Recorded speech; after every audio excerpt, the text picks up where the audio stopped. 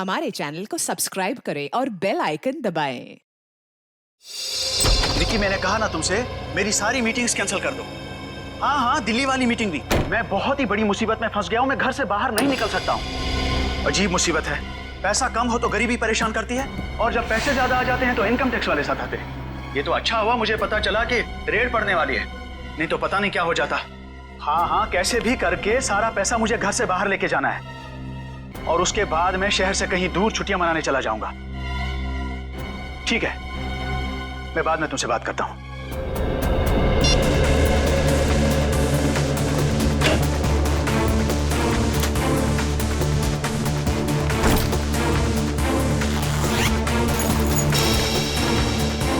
ऐसा तो सारा ठीक ठाक ही लग रहा है।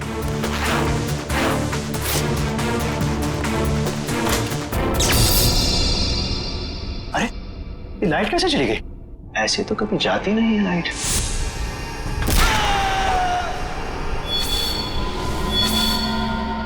कौन हो तुम और क्यों कर रहे हो ये सब? तुम तो एक लेखक हो ना, जानते ही होगे कि कोई किसी की जान क्यों लेता है। जान लेने की 3 ही वजह होती है, पैसा, प्यार और बदला। मुझे तुमसे बदला लेना है। कैसा बदला? मैं तो तुमको जानता तक नहीं। तुम मुझे नहीं जानते, मगर अंकुश को तो जानते ही होगे ना। अंकुश? अंकुश अनंत, वो मेरे दिल के बहुत करीब था। तुमने उसकी जान ली, अब मैं तुम्हारी जान लूंगा। अंकुश आनंद की मौत का बदला? अरे तुम्हारा दिमाग खराब हो गया है क्या? अरे मुझे निकालो यहाँ से। अरे बचाओ, कोई है? हेल्प! अरे कोई बचाओ! कोई नहीं बचाएगा अब तुम्हें। जिस तरह तुमने अंकुश अनंत को तड़पा तड़पा के मारा था, ठीक उसी तरह मैं तुम्हें तड़पा तड़पा के मारूंगा।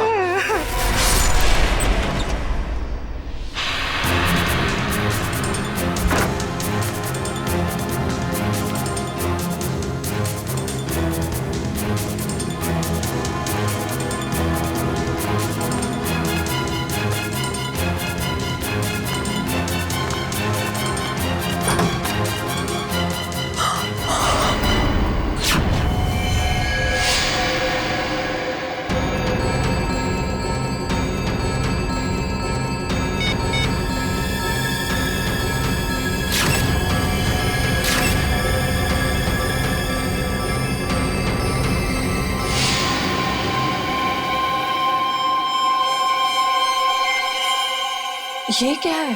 चाकू?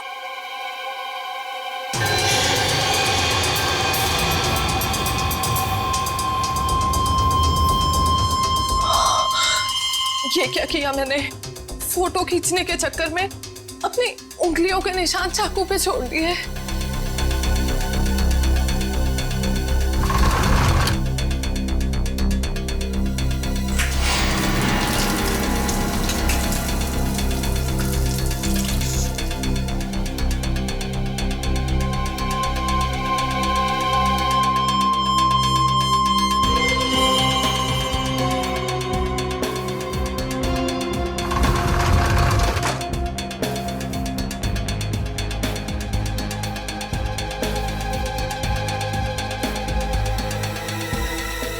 अभी बाहर के पब्लिक फोन से सीआईडी को फोन कर देती हूँ।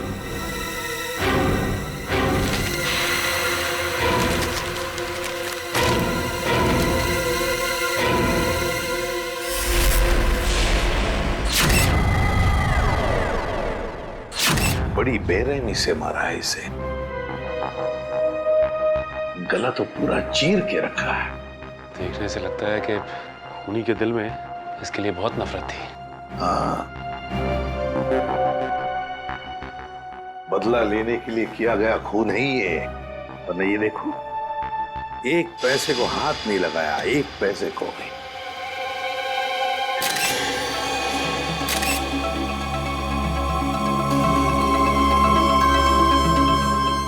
सर, हाँ, सर ये देखिए, ये चाकू वहाँ बेड के पास पड़ा हुआ था। सर, इस चाकू पे तो जरा भी खून नहीं लगा हुआ है, बिल्कुल साफ है। श्रेया, स्प्रे मार के देखो जरा।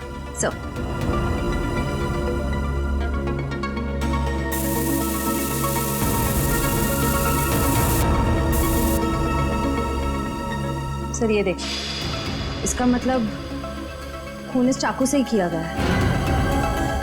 रंग बदल गया मतलब चाकू पर खून है। खून इसी चाकू से किया गया है। सर एक बात समझ में नहीं आ रही, खूनी ने चाकू को साफ करके यहीं क्यों छोड़ दिया? वो इसे अपने साथ भी तो ले जा सकता था। बिल्कुल, चाकू यहीं पर छोड़ के क्यों गया वो, और वो भी साफ करके? कोई ना कोई तो वजह जरूर है। सर, हाँ दगोड़िया जी का मैनेजर आ गया। आ गया? जी सर। ठीक है सचिन, बॉडी को फॉरेंसिक लैब भेजने का बंदोबस्त करो। अच्छा। इस मैनेजर से मिलता हूं।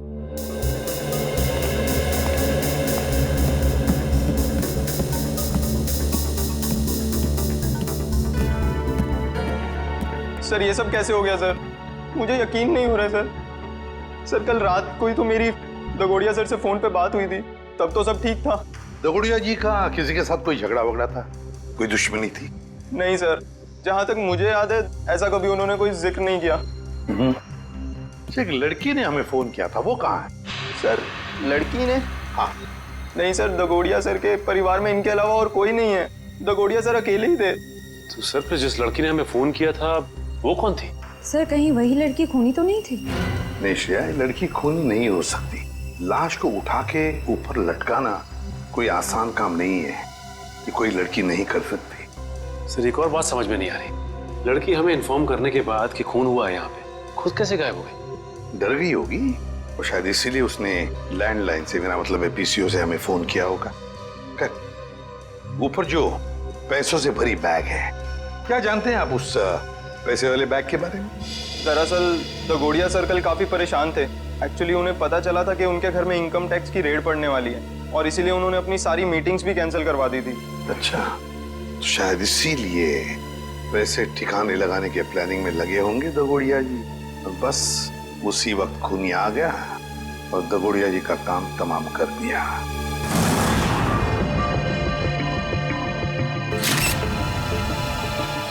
एक मिनट, देखो ये देख रहे हो, इसके गाल पर ये नीला नीला निशान।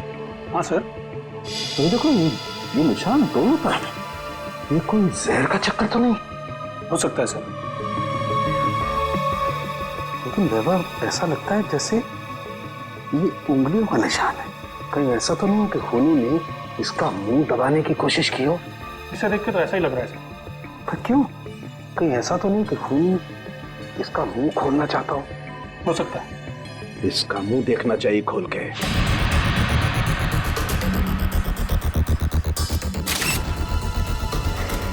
जरा फोर्स देना।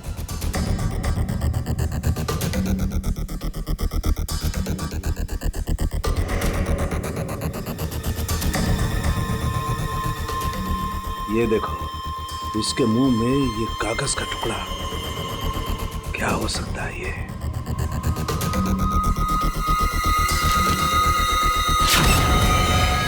अंकुश आनंद, ये किसका नाम हो सकता है? खूनी अपना नाम लिख करके तो कागज का टुकड़ा इसके मुंह में डालेगा नहीं सर। फिर चक्कर क्या है? अरे देखो, कागज के दोनों तरफ खून भी लगा हुआ है। साळुंखे, ये कागज तुझे दगोड़िया के मुंह में से मिला? हाँ बॉस, मुझे भी बड़ा ताजुब हुआ। कोई खूनी किसी के मुंह में कागज रख के क्यों जाएगा? सर ये भी तो हो सकता है कि ये कागज खूनी ने उनके मुंह में ना रखा हो, बल्कि उन्होंने खुद मरने से पहले ये कागज खूनी से बचाने के लिए अपने मुंह में खुद ही डाल दिया। हाँ सर, हो सकता है उनकी मौत इस कागज की वजह से ही हुई हो सकता है वो ना चाहते हो कि ये कागज खूनी के हाथ लग जाए, इसीलिए उन्होंने इस कागज को अपने मुंह में छुपा लिया। नहीं शे, मुझे नहीं लगता कि कागज उन्होंने खुद अपने मुंह में छुपाया, बल्कि जिस तरीके के नीले निशान उनके गालों पर पड़े हुए थे, मुझे तो ये लगता है कि खूनी ने जबरदस्ती उनका मुंह खोला और बाद में कागज उनके मुंह में ठूस दी। साळुंखे, खून से सने कागज पर लिखा अंकुश आनंद। ये जो खून है, क्या दगोड़िया के मुंह के अंदर कोई चोट के निशान या फिर कोई खून था? नहीं बस, लाश के मुंह में किसी किस्म का कोई जख्म या कोई चोट का निशान नहीं था।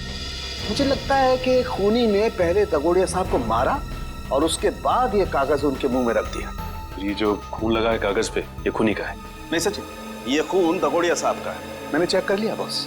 सर, हाँ। इंटरनेट पे ये नाम सर्च किया मैंने, अंकुश आनंद। इस नाम के 2 लोग हैं सर। एक है चेन्नई में और दूसरा नासिक में। पता लगाओ इन दोनों के बारे में। इन दोनों में से एक का संबंध तो जरूर होगा, इस दगोड़िया के साथ जरूर होगा। हेलो, हाँ, कहाँ पे? ठीक है, हम लोग पहुंचते हैं। सर, एक और खून हो गया है, लेखक मुकेश कुमार का। लेखक मुकेश कुमार? मतलब एक और लेखक का खून? तो फिर जरूर इस मुकेश कुमार और दगोड़िया के खून में कोई ना कोई संबंध है, कोई ना कोई संबंध जरूर है।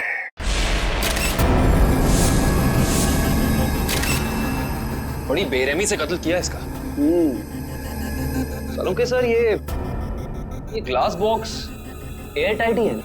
हाँ काविन, किसी ने इस बेचारे को इस ग्लास बॉक्स में जबरदस्ती बंद कर दिया, और क्योंकि ये ग्लास बॉक्स एयर टाइट बंद है, इसलिए इस बेचारे को बिल्कुल हवा नहीं मिली, और ऑक्सीजन नहीं मिलने के कारण इस बेचारे का दम घुट गया और ये मर गया।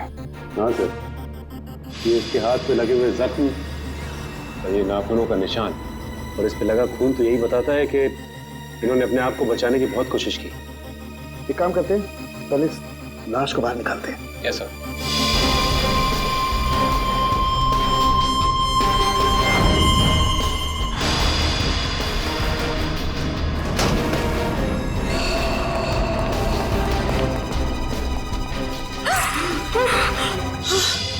सर, पड़ोसियों को लेकर आया हूँ। इन्होंने देखा है खूनी को अंदर आते हुए। इन लोगों को क्राइम सीन पे लाने की क्या जरूरत थी? वहां पर तो रोक सकते हैं ना। जी कहिए, क्या देखा आप लोगों ने? सर, मैं घर की बालकनी में अखबार पढ़ रहा था, तभी मैंने देखा कि एक आदमी ट्रॉली में इस बॉक्स को रखकर घर के अंदर जा रहा है। ये ग्लास बॉक्स लेके जब वो घर के अंदर जा रहा था तो उसने हाथ में ग्लव्स पहने थे? नहीं सर, ग्लव्स नहीं पहने थे। अच्छा, ये आदमी अकेला था या फिर इसके साथ कोई और भी था? वो अकेला था। तुमने उसका चेहरा देखा? स्केच बना सकते हो? नहीं सर, चेहरा तो याद नहीं। पर हाँ, उसका बायां कंधा बार बार हिल रहा था, जैसे कि कोई कपकपाहट हो रही हो।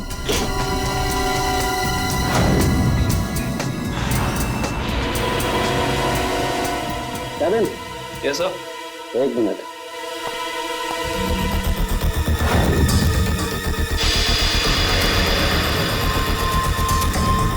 ये देखो कैविन, इस लाश के मुंह में ही ये कागज का टुकड़ा। कहीं इस कागज के टुकड़े पे भी अंकुश आनंद का नाम तो नहीं लिखा? देखना पड़ेगा।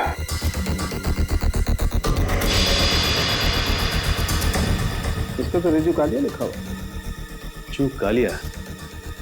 ये तो रिजू कालिया इनकी किताब का ही एक किरदार है, और उसकी भी मौत कहानी में बिल्कुल इसी तरह से हुई थी, दम घुटने की वजह से।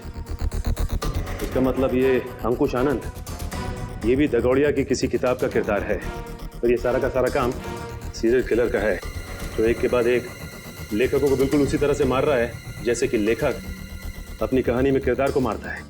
ऐसे ही लगता है। सलोंके सर, ये ग्लास बॉक्स पे कोई फिंगरप्रिंट्स मिले अभी तक कि नहीं? अभी कागज ढूंढा यार, फिंगरप्रिंट्स अभी ढूंढना बाकी है।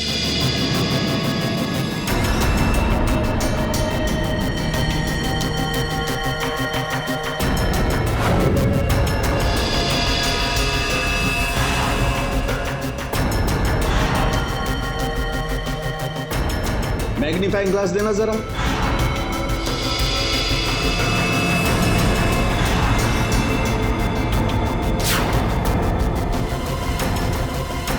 ये कैसे निशान है? कैसे निशान मतलब?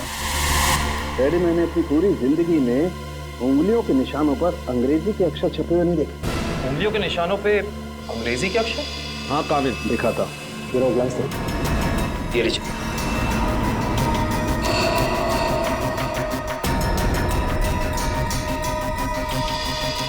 ERIUN देखो, कैसे कर सकते हैं? पड़ोसी भी कह रहा था, ये ग्लास बॉक्स लेकर जो इंसान यहाँ आया था उसने ग्लव्स नहीं पहने थे। इसका मतलब ये अनोखे उंगलियों के निशान उसी इंसान के हैं। उंगलियों पे छपे हुए अक्षर? सालुंके साहब, ये कैसे मुमकिन है? मुमकिन है फ्रेडी, बॉडी मॉडिफिकेशन के जरिए मुमकिन है। लेकिन सालुंके साहब, अगर खूनी एक एक कदम फूक फूक के रख रहा है तो फिर उसने हैंड ग्लोव्स ना पहनने की गलती कैसे की? क्योंकि ये गलती नहीं है, बल्कि जानबूझ के किया गया है। ये सीरियल किलर अपने हर खून पे अपना सिग्नेचर छोड़ रहा है, इन अनोखे उंगलियों के निशान के जरिए। हाँ, और इस तरह के निशान हर आदमी अपनी उंगलियों पे बनवा भी नहीं सकता, और इस तरीके के निशान हर जगह बन भी नहीं सकते। इस शहर में ऐसे बहुत कम टैटू पार्लर हैं जहां इस तरीके का बॉडी मॉडिफिकेशन होता, बहुत कम।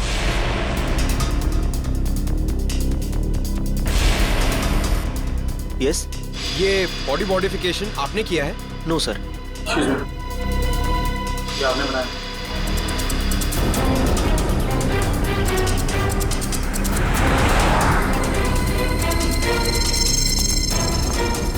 अभी बिजी हूं मैं, बाद में आना। हम भी बहुत बिजी रहने वाले लोग हैं, बाद में आने का वक्त नहीं है हमारे पास। बिना अपॉइंटमेंट के आ रहे हो? मैं तुम्हारा टैटू नहीं बनाऊंगा। सीआईडी शिवा, बाद में आना। क्या हुआ सर? मैंने कुछ किया क्या? शहर में कुछ खून हो रहे हैं। खून? किताब लिखने वाले लेखकों के। लेखकों के? पर मैं तो टैटू आर्टिस्ट हूँ सर, मेरा क्या लेना देना इससे? हो सकता है कुछ लेना देना हो। मैं समझा नहीं सर। बॉडी मॉडिफिकेशन भी करते हो ना तुम? जी हाँ सर, मेरे पास लाइसेंस भी है, मैं दिखाता हूँ। कोई जरूरत नहीं। ये फोटो ध्यान से देखो, ये त्रिकोण वाली कलाकारी तुमने दिखाई थी किसी के हाथ पे? जी हाँ सर, मैंने की थी, पर मुझे नहीं पता था कि ये किलर होगा सर। पता है हमें, डरो मत। हाँ, लेकिन इस इंसान की कोई ना कोई डिटेल तो जरूर होगी तुम्हारे पास, है ना? जी हाँ सर, मैं एक मिनट में लेके आता हूँ सर। जी हाँ सर, देखिए सर, त्रिकोण अनुकरण नाम है इसका। त्रिकोण अनुकरण? ये किसी आदमी का नाम है या किसी एनजीओ का? त्रिकोण मतलब ट्रायंगल और अनुकरण मतलब किसी की नकल करना। मतलब कोई ट्रायंगल बना के किसी की नकल कर रहा है? शायद त्रिकोण नाम का कोई पुराना सीरियल किलर रहा हो जिसकी नकल ये वाला खूनी कर रहा है।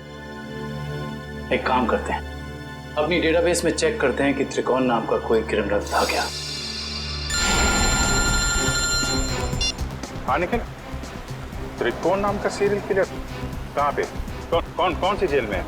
शांति नगर। ओके ठीक है, थैंक यू।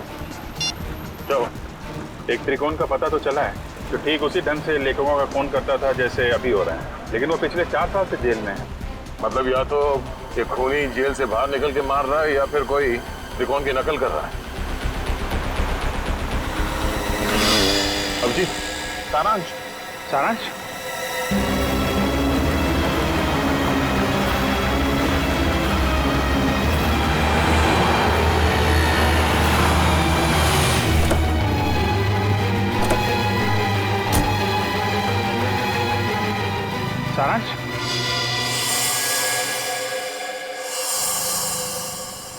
नहीं अंकल, मैं तो अभिषेक हूँ।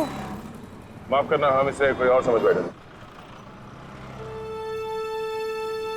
सर 15 दिन हो गए, अखबार, न्यूज़पेपर्स, हर जगह कोशिश कर ली, मगर सारांश हमें मिला ही नहीं सर। मिलेगा पंकज, जरूर मिलेगा।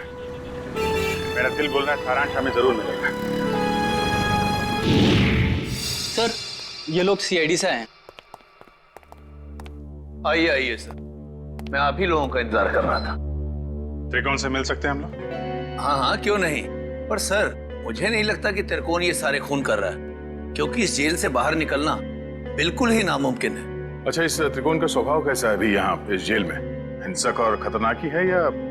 नहीं सर, ऐसा बिल्कुल भी नहीं है। वो तो बहुत ही शांत और सुलझा हुआ है। मैं तो खुद चाह रहा था कि सरकार से अपील करूं कि उसकी सजा माफ कर दी जाए। अब ये कोई संयोग तो नहीं हो सकता कि कोई उसकी नकल करके खून कर रहा है? हाल ही में कोई आया था उससे जेल में मिलने के लिए? नहीं सर, आप तो जानते हैं कि वो स्पेशल सेल में है, और स्पेशल सेल में बाहर वाला तो क्या, कोई जेल का कैदी भी उससे नहीं मिल सकता। चलिए जरा मिल लेते हैं।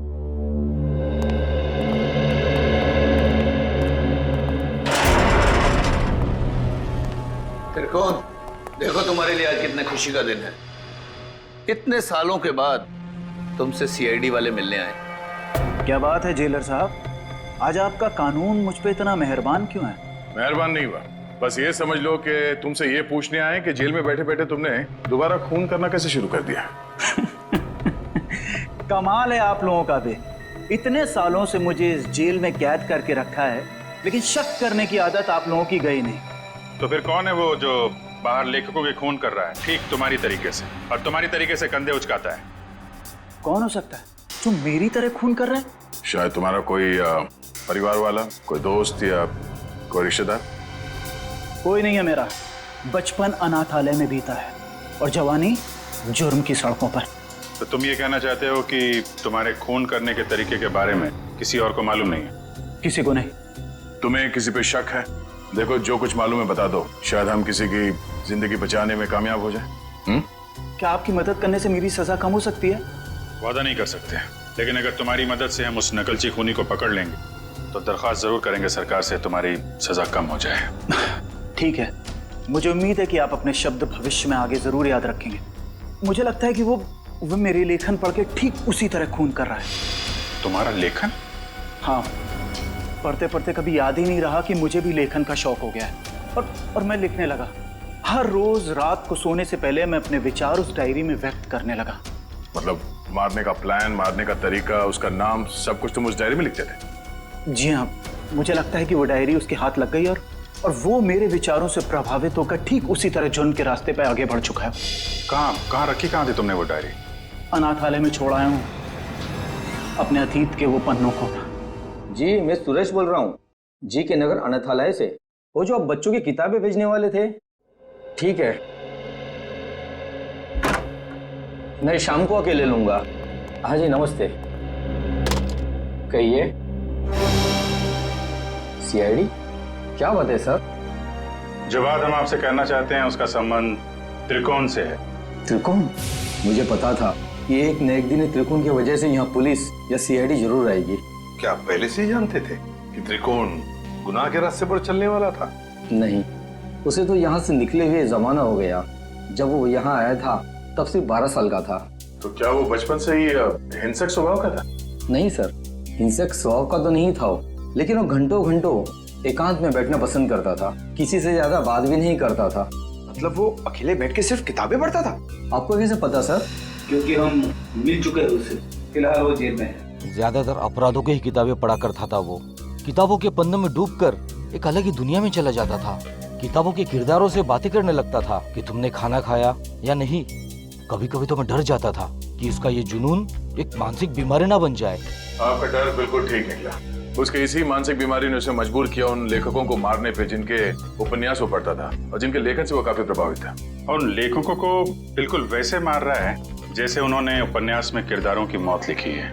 मुझे इस बात से जरा भी हैरानी नहीं हो रही है, क्योंकि अगर उसका कोई पसंदीदा किरदार उपन्यास में मर जाता तो चीख चीख कर रोता, लेकिन अब तो जेल में है ना, तो आप लोग यहाँ क्यों?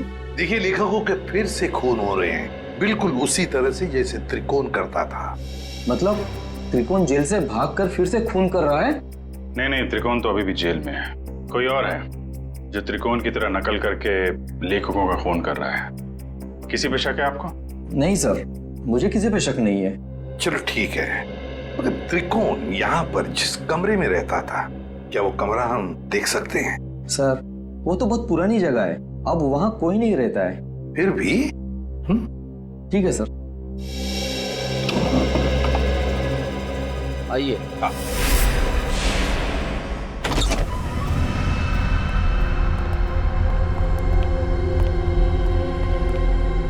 तो ये है त्रिकोण का कमरा। मैनेजर साहब, त्रिकोण के पास एक डायरी हुआ करती थी, कुछ जानते हो उस डायरी के बारे में?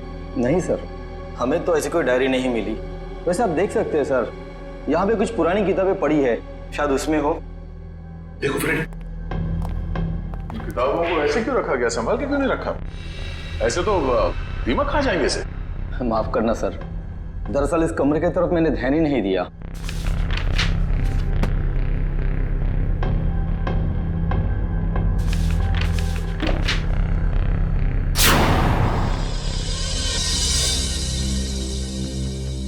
सर, डायरी तो दिख नहीं रही। लेकिन मुझे कुछ दिख रहा है सर। क्या? सर, ये ईंट देखिए दीवार पे, बिल्कुल अलग है। पूरी दीवार में जितनी ईंट है उससे अलग है। दया, जरा देख लो। सर, वो केस याद है ना आपको? दीवार से लाशें निकलने वाला केस। कहीं इस केस में भी ऐसा ही कुछ? डायरी ढूंढ रहे हम, समझे? लाशें नहीं।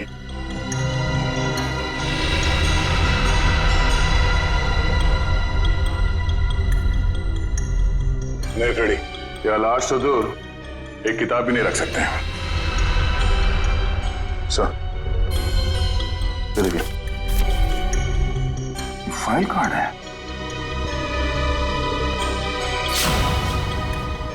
हाँ, त्रिकोण। मतलब वो नकलची खूनी डायरी निकाल के ले गया। अभिजीत, ये जरूर त्रिकोण के डायरी का कवर है। मतलब यहाँ जो भी आया था वो जानता था कि त्रिकोण ने अपनी डायरी कहाँ छुपा के रखी है। ये यहाँ त्रिकोण के बाद में कोई रहता था? हाँ सर, एक लड़का रहा करता था, सुंदर नाम था उसका। ये सुंदर बाद में भी कभी आया था यहाँ इस कमरे में? हाँ सर, आया था। महीने भर पहले वो मुझसे मिलने आया था और कुछ दिन यहाँ रहा भी हो, अपनी पुरानी यादें ताजा करने के लिए। अच्छा, सुंदर। सुंदर का पता तो होगा ना आपके पास?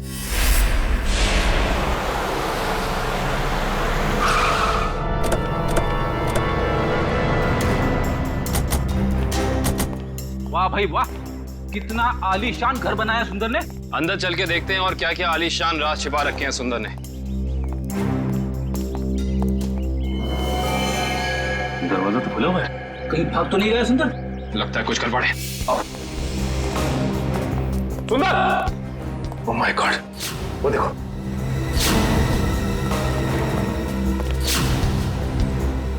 लगता है ये मर चुका है। गोली मारकर जान ली है इसकी, वो भी 3-3 गोलियां। खून भी गीला है, मतलब कातिल आसपास ही है, यहीं कहीं। गोली चलने की आवाज इस तरफ से, चलो देखते हैं।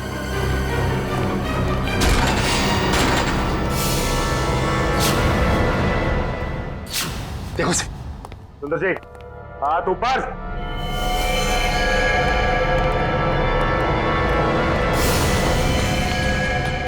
माय गॉड, खूनी बाहर है। दिव्या, विक्रम, पकड़ो उसे। लगता है ये हमें कुछ बताना चाहते हैं। हाँ कविंद।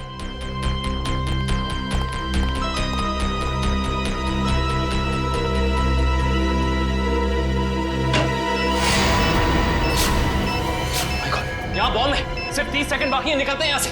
चलो, चलो जल्दी। चलिए जल्दी। मैं मेरी मीना को ऐसा छोड़ के नहीं जा सकता। मीना, मीना, अरे रुक जा, मर जाएगा।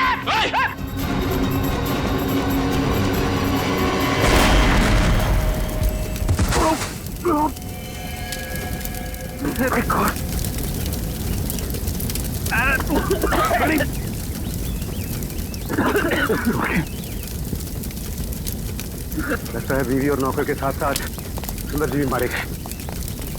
सर, आप लोग ठीक तो हैं सर? हाँ, हम सब ठीक है। उस खूनी का क्या हुआ? सर, वो निकल गया। निकल गया? वाह, मतलब तुम लोग समझ पाने से पहले ही ब्लास्ट हो गया। वो आदमी तुम्हारे हाथ से निकला और ब्लास्ट पे मर गया। वाह। हाँ सर, वो सुंदर की पत्नी और नौकर को तो पहले ही मार चुका था। बस वो यही चाहता था कि सुंदर भी मर जाए और हम ये केस बंद करते हैं। सचिन, तुम्हारे कहने का मतलब है कि सुंदर असली सीरियल किलर नहीं है? नहीं सर, उस किलर को हमने भागते हुए देखा सर। हम लोग उसे पकड़ नहीं पाए। सर एक बात और, जब वो भाग रहा था तो अपने कंधे को बार बार झटक रहा था सर। असली किलर भागते वक्त कंधे झटक रहा था। सुंदर असली किलर नहीं है।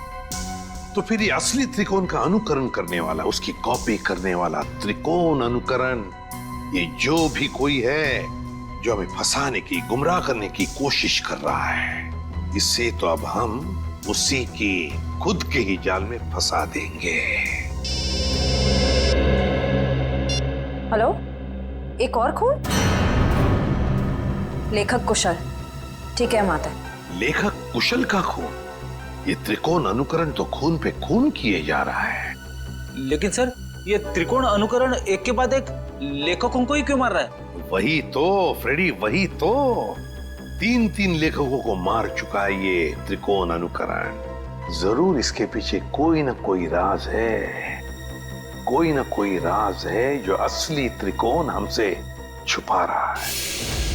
सुंदर बॉम्ब ब्लास्ट में मारा गया? हाँ, और उसके बाद एक और लेखक कुशल का भी खून हो गया। अभी तो आप कह रहे थे कि सुंदर ही वो नकलची खूनी है। अगर सुंदर मारा गया तो फिर कुशल को किसने मारा? बंद करो ये ड्रामा, समझे? सुंदर के घर के बाहर जो मुजरिम भाग रहा था वो भी अपने कंधे को वैसे ही झटक रहा है जैसे तू झटक रहा है। अब ये बताओ कि तुम इस जेल से बाहर जाते कैसे हो? हाँ? राज क्या है इसके पीछे? साहब कैसी बातें करते हैं आप हैं? आम जेल से कैदी का भागना इतना मुश्किल है तो फिर आपको लगता है कि मैं इस खास जेल से इतनी पहरेदारी होने के बावजूद भाग सकता हूँ? तुम्हारे अनाथालय वाले कमरे में सुंदर के अलावा कोई और नहीं रहा था, तो वो डायरी किसी और ने कैसे पढ़ी? किसी ने वो डायरी पढ़ी या नहीं पढ़ी ये मुझे नहीं मालूम है, लेकिन मेरी डायरी में अगला नाम उस कुशल का था जिसे मैं मारना चाहता था। मतलब उस लिस्ट में किस किस के नाम है तुम्हें अभी भी याद है? जी मेरे पास लिस्ट है, आप चाहें तो मैं उसकी एक कॉपी दे सकता हूँ।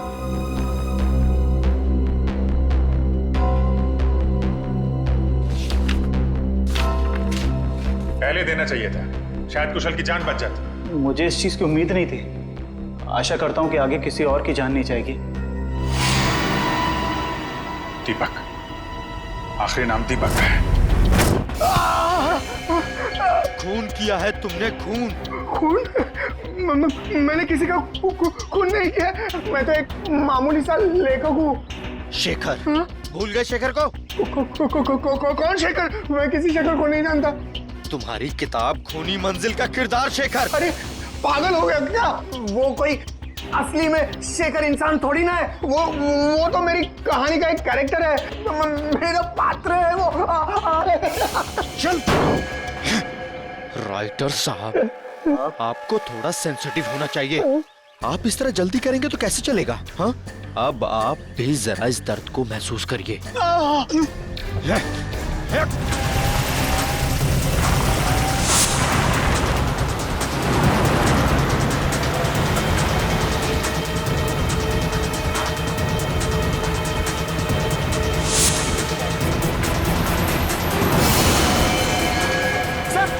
सर दीपक डाउन गाड़ी में।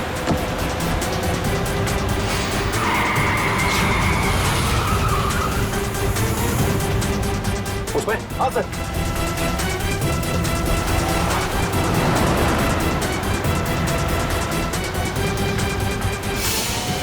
आज ये नकलची लंगूर हमारे हाथ से बचेंगे नहीं।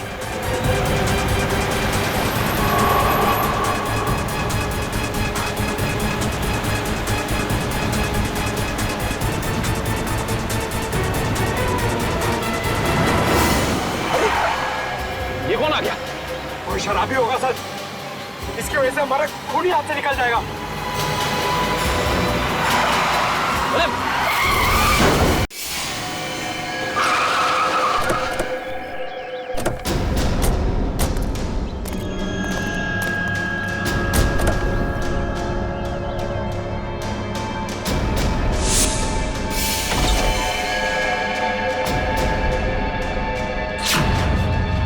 इनका तो बहुत खून भरा है। सर वो फोटोज कैसी है? फोटोज? एक सेकंड।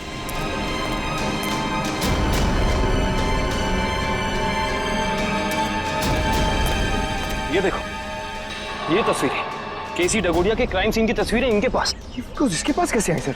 ये कोई जर्नलिस्ट या रिपोर्टर तो नहीं? जर्नलिस्ट को तो वहां अंदर आना अलाउ नहीं किया था सर।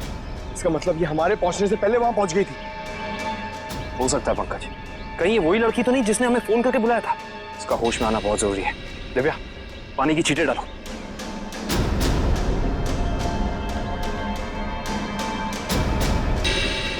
मैडम आप ठीक तो हैं?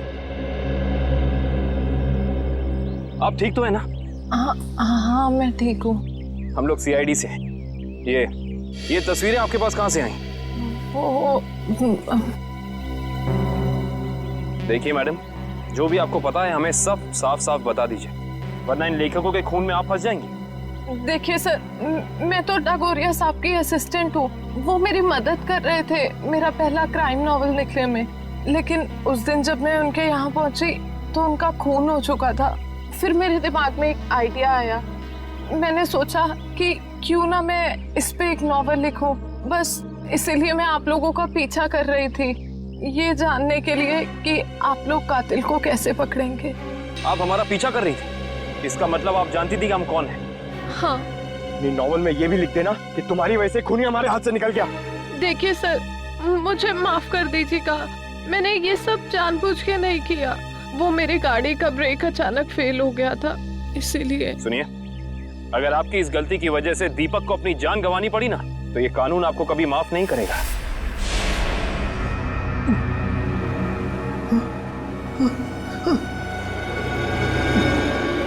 मुझे छोड़ दो प्लीज, प्लीज मुझे यहाँ से जाने दो। जाने ही तो दे रहा हूं तुझे। बहुत जल्द तू भी शेखर के पास पहुंच जाएगा। इसी तरह कुर्सी पर बांधकर मौत दी थी ना तूने उसे, अब तोहफे में तुझे भी यही मौत मिलेगी। बस थोड़ा सा इंतजार। इस मौत के उपन्यास का लेखक रचयिता भी आ रहा है तेरा साथ देने के लिए। त्रिकोण। सर जेलर साहब अंदर नहीं है। जरा बुलाओ उन्हें, हमें त्रिकोण से मिलना है। सर जेलर साहब तो त्रिकोण को लेकर हॉस्पिटल गए हैं, उसे अचानक से दिल का दौरा आया है। दिल का दौरा? कौन सा हॉस्पिटल ले गए? अरे आप लोग? त्रिकोण कहाँ है? आईसीयू में है। क्या बात हो गई? झूठ बोलता है वो हमसे। अब भी कुछ है जो हमसे छुपा रहा है। चलिए दिखाइए। आइए।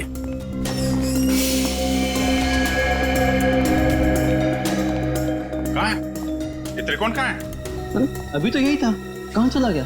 सर कहीं वो हॉस्पिटल से भाग तो नहीं गया दीपक को मारने के लिए? भाग कैसे सकता है? यहाँ कौन था? कौन वार्ड बॉय था यहाँ पे? सर मकरंद था। ये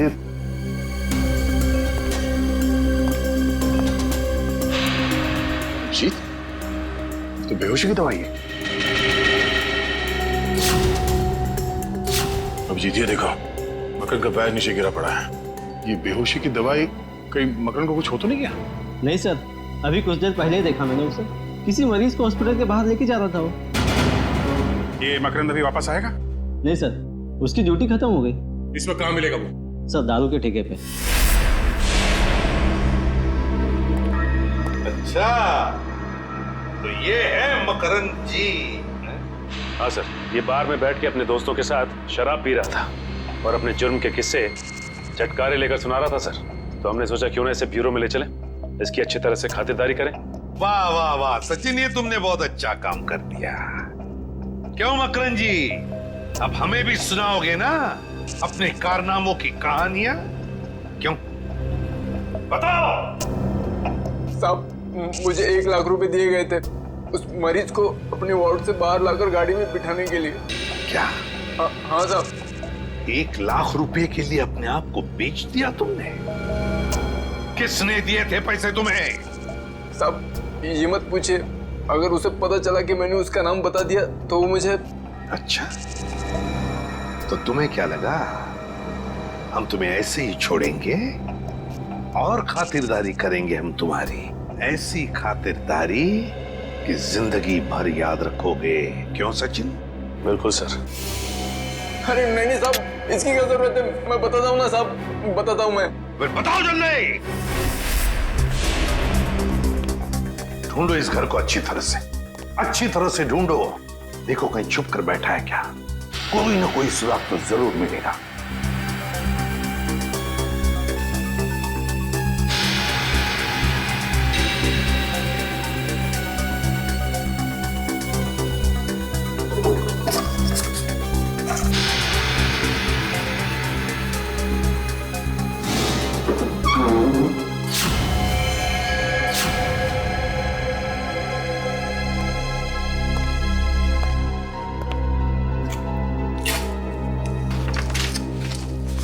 सर, हाँ ये देखिए सर, ये कैबिनेट के पीछे कुछ रखा हुआ था। कागज है? हाँ सर, पेपर्स ही है। डायरी के पन्ने हैं। अरे ये तो त्रिकोण की डायरी के पन्ने हैं। यही तो हम ढूंढ रहे थे उस अनाथ आश्रम में। My God. क्या हुआ सर? श्रेया, इसमें लिखा है कि दीपक वो आखिरी लेखक है, दीपक जिसकी वो जान लेना चाहता है। इसका मतलब दीपक की जान को खतरा है? सिर्फ दीपक की जान को ही नहीं, उसकी अपनी जान को भी। क्योंकि दीपक को मारने के बाद लगता है उसकी जिंदगी का मकसद पूरा होता है, और फिर वो अपनी जान खत्म करना चाहता है। मतलब सर इस नकलची खूनी ने त्रिकोण को सिर्फ इसलिए अगवा किया हॉस्पिटल से ताकि वो उसे मार सके। और फिर वो उन दोनों को वहीं पे मारेगा सचिन, वहीं पे मारेगा जहां से लेखन शुरू हुआ है, उस अनाथ आश्रम में, उस अनाथ आश्रम के कमरे में। ये ठीक नहीं है, इसका अंजाम बहुत बुरा होगा। तुम्हें अंजाम की फिक्र कब से होने लगी त्रिकोण? और ये सारा खेल तो तुमने ही रचा था। मैं तो बस इसे इसकी मंजिल तक पहुंचा रहा हूँ। मुझे अपने द्वारा रचे इस गुनाह की गहराई का अंदाजा हो गया है। हम दोनों को मारकर भी तुम्हें वो शांति नहीं मिल सकती जिसके लिए मैंने इतने खून किए।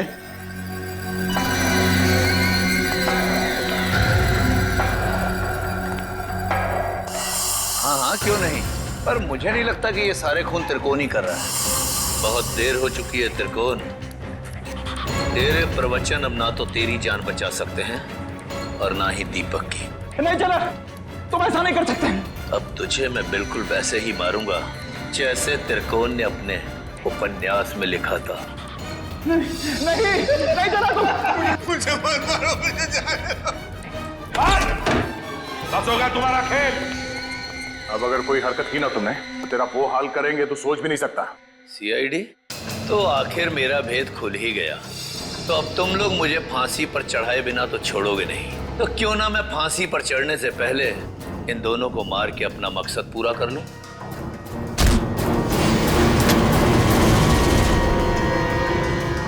जेलर साहब उर्फ त्रिकोण अनुकरण बहुत झोंक लिया दुनिया की आंखों में धूल। आगे की कहानी हम तुमसे ही सुनेंगे। बताओ जल्दी, क्यों मारा तुमने? मैं जानता था मेरे लेखन में वही आकर्षण है, वही शक्ति है जो उन लेखकों के लेखन में थी जिनका मैंने खून किया। और इसीलिए त्रिकोण ने मुझे इसके अनाथालय भेजा ताकि इसकी डायरी के बहाने मैं इसका लेखन पढ़ सकूं और इसका फैन हो जाऊं, और ऐसा फैन हो जाऊं कि ये मुझसे जो चाहे वो करवा सके। जेलर साहब को फैन बनाने का मेरा सिर्फ और सिर्फ एक ही इरादा था, ताकि मैं अपनी सजा कम करा सकूं। इसलिए मैंने अपने हिसाब से इन्हें खून करने पर मजबूर किया ताकि मैं आप लोगों की मदद से सुंदर को पकड़वा सकूं और अपनी सजा कम करा सकूं। और सुंदर को बलि का बकरा बनाने के बाद मुझे इस बात का अंदेशा हुआ कि त्रिकोण का सपना कभी पूरा नहीं होगा। इसके लिए कुशल, दीपक और त्रिकोण की जान लेना भी जरूरी है।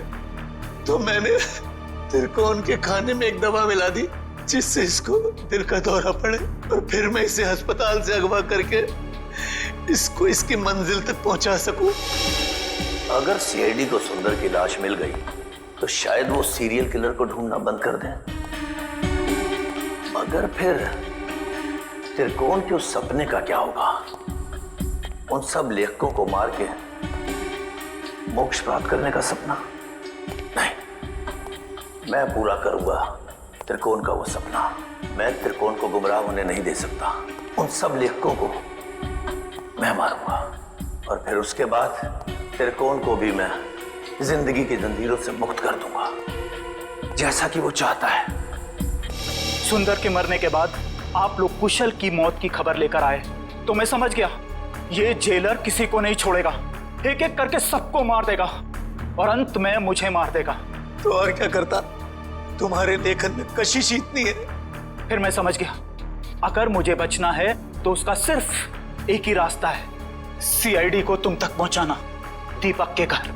वाह रे वाह, कानून का रखवाला, वाह। और ऐसा घिनौना काम, एक मुजरिम का साथ दिया तुमने।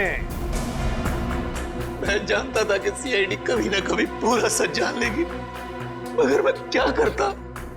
इसके लेखन के आगे मैं बेबस हो गया था और इसके शब्दों के माया जाल में मैं एक खूनी बन गया, एक सीरियल किलर। बकवास, बकवास है सब। तुम दोनों ने मिलकर कितने सारे मासूम लोगों की जानें ली। तुम्हें तो जीने का कोई हक ही नहीं। कानून तो तुम दोनों को फांसी ही देगी, फांसी। For more updates, subscribe to our channel, click the show links and enjoy watching the videos.